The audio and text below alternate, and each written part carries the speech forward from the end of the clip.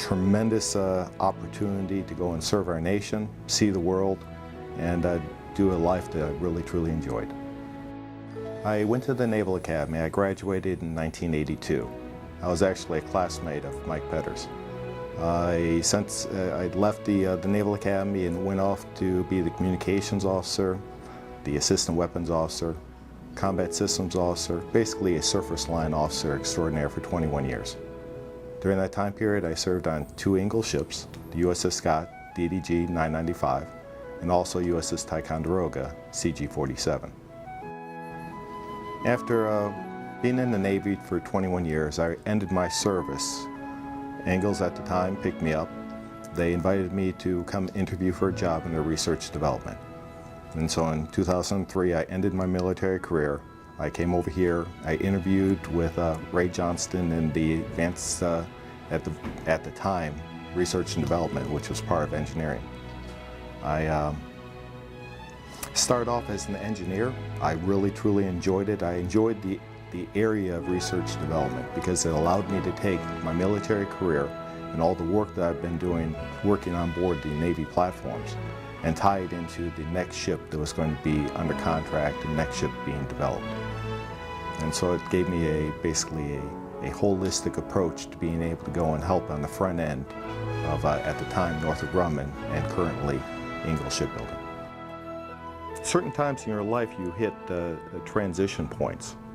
Events that when you reflect upon them later in life, you realize that something inside you changed at that particular moment. One of those events happened in my life that had tie-in within the Navy as well as with Ingalls. You see, in the late 90s, I was the XO of the Ticonderoga here in Pascagoula. And one of the proudest moments I had on board that ship was when I was able to get a really sharp machinist mate selected for the LDO program. He was a really sharp sailor, newly married. And when he left the ship, he really was leaving the ship to embark on a new chapter in his life. However, 2 years later, his life was tragically ended when he was the only officer that died on the USS Cole when the terrorists attacked it. You see, the morning of the attack, he was on duty. He was doing the job that kept us safe and free here in the United States.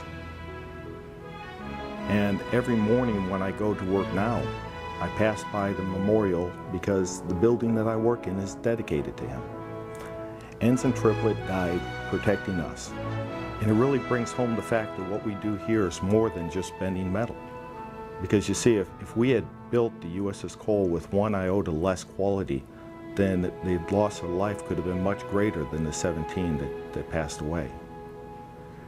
And if that doesn't give you a renewed sense of realization, because the work that we do is giving the security and the protection to the sailors. It's giving them the tools in order to keep them safe, in order to allow us to stay free.